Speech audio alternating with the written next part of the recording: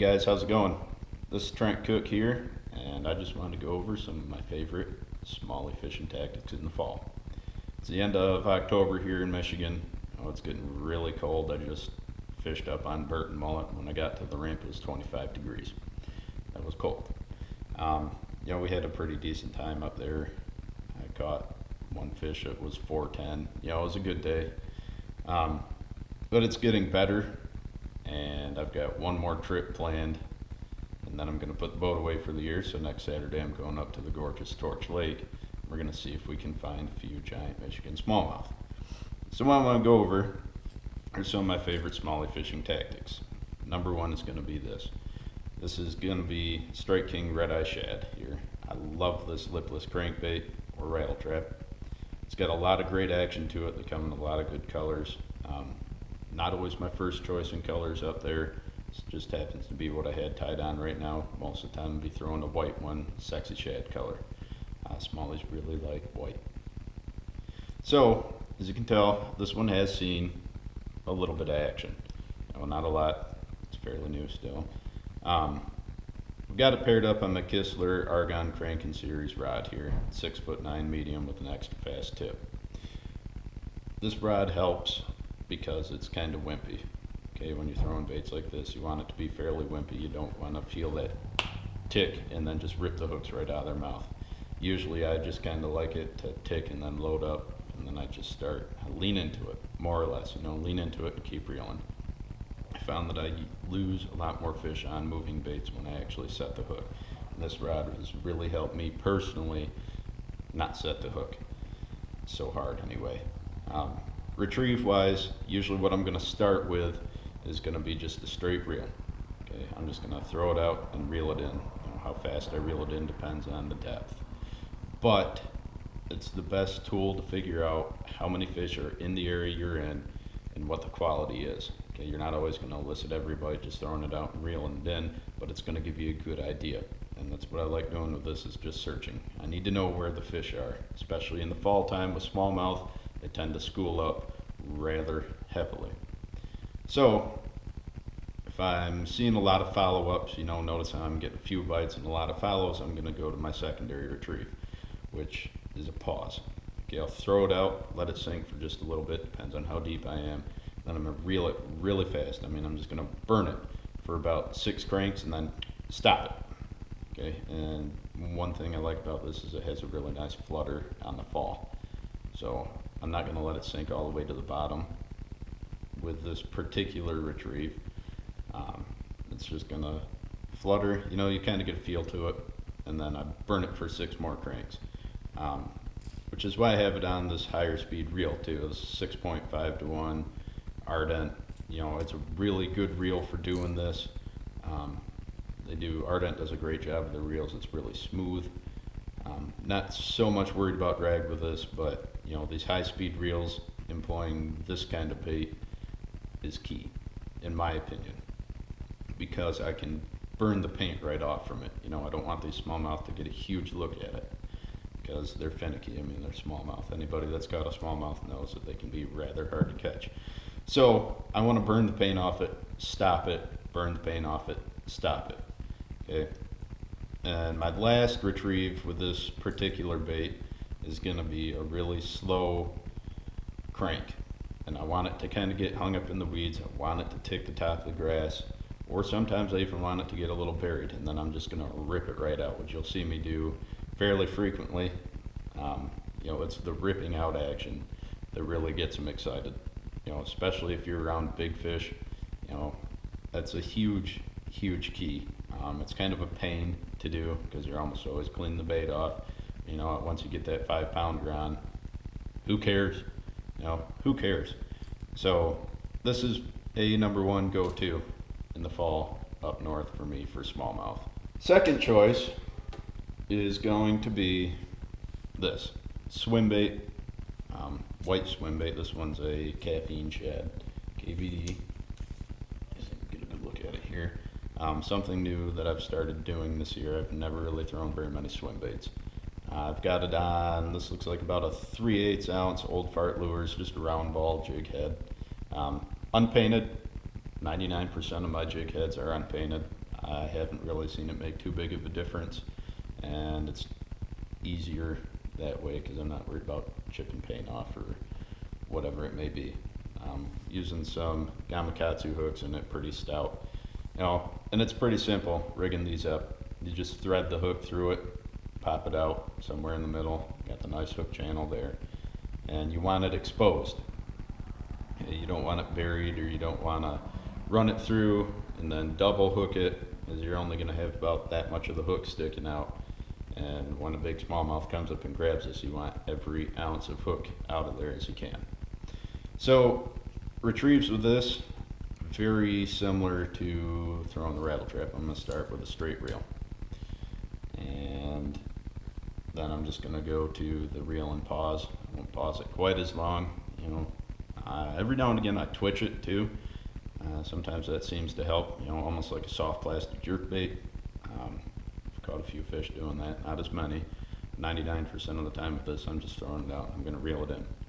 This one I've also got paired up on an Ardent Ranger 6.5 to 1 reel. Again, I like to burn it when I'm around smallies.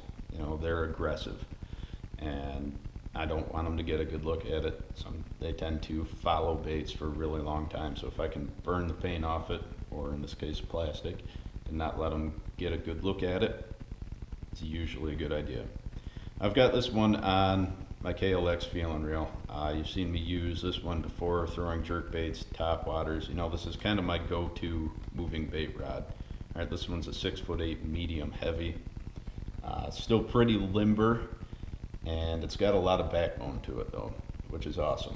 I noticed it bends from about the tip down to here, and then it gets really stiff, which is huge when you're fighting these big smallies. Not so much worried about ripping this hook out, since how it's only one hook instead of 6 hook points.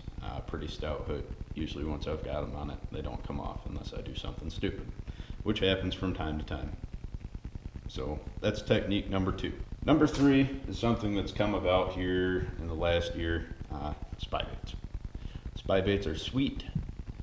I have a ton of fun catching fish on them because when they hit one of these things, they absolutely crush it.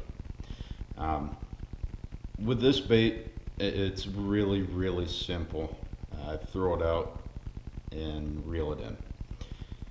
The only problem with that is I have to reel it painfully slow because it goes against everything that I do when I'm catching smallmouth, because I can't burn it. Okay, with this particular bait, this is the Spinbait 90 series from Duo. When you reel it slow, it's got a really nice wobble action to it, the wobble back and forth. If you reel it too quick, it doesn't have the wobble to it. There's a really fine line there, and it took me quite a while to figure out that if I thought I was reeling it slow enough, I had to reel it slower. It will still track in the same depth, it won't sink. That's one thing that I think Duo has done a really good job with this particular bait, is it tracks perfectly. Sinks about a foot a second, and a lot of guys think, this has got to be a deep water only bait. You're sitting out in 25 foot and the fish are suspended in 15. I've thrown this bait in 2 and 3 foot before and caught fish with it. I think it's a lot more versatile than what a lot of guys think. So if you're thinking about getting into it, it's a really good thing to learn. I've caught quite a few fish on it.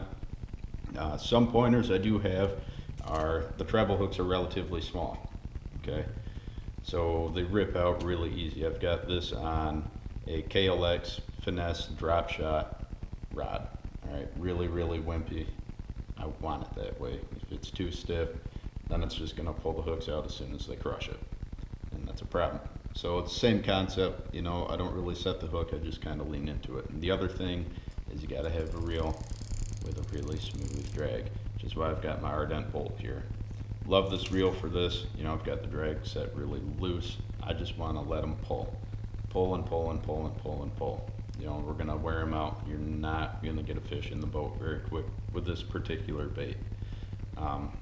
There's a lot of technique involved in throwing this. It's kind of a niche bait, but I think once you get the hang of it, you won't want to put it down, which is actually part of my problem because I want to throw it all the time. It's a really fun bait to throw. last but not least, if I know that I'm around giant smallmouth and they're in a school and I want to catch 3 or 4 at a time, if I can ever get this to come unhooked, is the classic Alabama rig. Okay, this is big fish bait. All right, this isn't one of the ones where we're just gonna throw it out and, you know, might catch a few dinks on it. Now you're not gonna get very many bites on this, but when you do, it's gonna be a big one. It's what I've found. Anytime I know that I'm around a school of fish, I will pick this up and I will throw it. You know, I don't use it as a search tool very much. I usually search with either a single swim bait or the rattle trap, and then once I find a school, then I'm pulling this out. I primarily use this in 15-foot or deeper water, just because it sinks so dang quick. And you know, technique wise with this, you're gonna throw it out and you're gonna reel it. Now the fish will tell you how fast they want it reeled. My general rule of thumb is the reeling technique with this is strange. Okay, you're gonna throw it out, you're gonna pulse it. You know, you're gonna have a few really hard jerks with your reel. You're not just gonna throw it out and reel it in, because you want it to be like a school of bait fish. It's got a pulse, and that's a real key thing, especially in clear water when you're fishing. It's got a pulse, so you're gonna reel it, and it's gonna go like this as it's coming through the water, just like a school of bait fish would. You know, you're just imitating bait fish, which is, of course, why smallmouth like it, because they're chasing. They're nomads, especially in the fall. They're gonna school up and they're gonna follow bait fish around. Another time when I usually use this is when I'm in a big school of bait fish. I can't exactly locate the smallmouth in it, but I'm just gonna run this through the school of bait fish. Sometimes I've noticed that it'll actually disperse the school of bait fish, and then the smallmouth will come up and eat it, because it's something different, but it's still a different school of bait fish coming through where they were sitting. So those are going to be my 4 main tactics. You know, smallie fishing can be really fun if you can find them in the fall. You know, you got to look for bait and you got to look for current. Smallmouth love current in the fall. I mean, they love it all year round, but they're really gonna stack up on current in the fall time, mainly because that's where the bait's gonna hang out. Coves can be key. You know, any kind of structure.